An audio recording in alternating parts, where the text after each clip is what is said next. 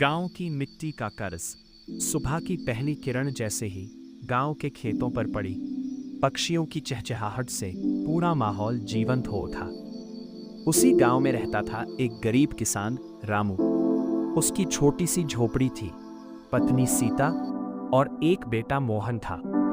गरीबी थी, लेकिन परिवार में प्यार और संतोष भरपूर था। रामू हर दिन सूरज निकलने से पहले खेतों में चला जाता। वह अपने बेटे मोहन से हमेशा कहता था, बेटा, मेहनत करने वाला कभी भूखा नहीं सोता। मोहन पढ़ाई में बहुत तेज था। उसका सपना था कि वह बड़ा अधिकारी बने और अपने माता पिता की जिंदगी बदल दे।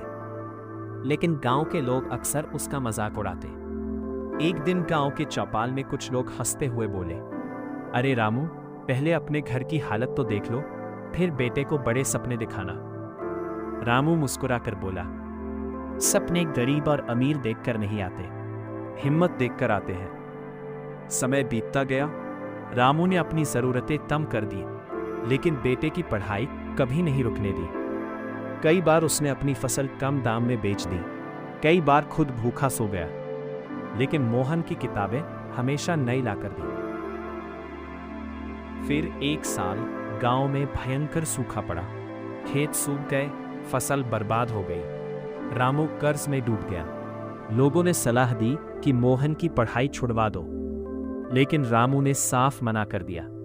उस रात उसने अपने बेटे से कहा, बेटा, अगर मैं हार गया तो हमारी आने वाली पीढ़ियां हार जाएंगी। तू बस पढ़ाई करता रह। मोहन की आंखों में आंसू आ गए। उसने दिन रात मेहनत की। कई सालों बाद आखिरकार उसका चयन एक बड़े सरकारी अधिकारी के रूप में हो गया। जिस दिन नियुक्ति पत्र आया, पूरा गांव देखने उमड़ पड़ा। वही लोग जो कभी मजाक उड़ाते थे, आज तालियां बजा रहे थे। मोहन सबसे पहले अपने पिता के पास गया और उनके पैर पकड़कर रो पड़ा। बाबा, आज जो कुछ हूं, आपकी मेहनत की वजह से हूं। रामू की आंखों से भी आंसू बह निकले। वह बोला, नहीं बेटा, ये तेरी मेहनत का फल है।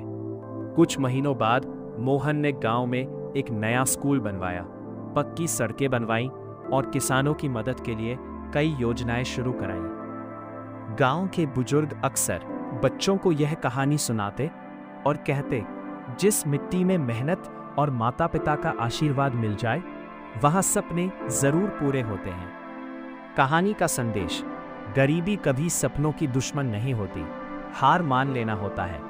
मेहनत, धैर्य और माता पिता का सम्मान इंसान को किसी भी ऊंचाई तक पहुंचा सकता है। अगर आपको यह गांव की प्रेरणादायक कहानी पसंद आई हो, तो वीडियो को लाइक करें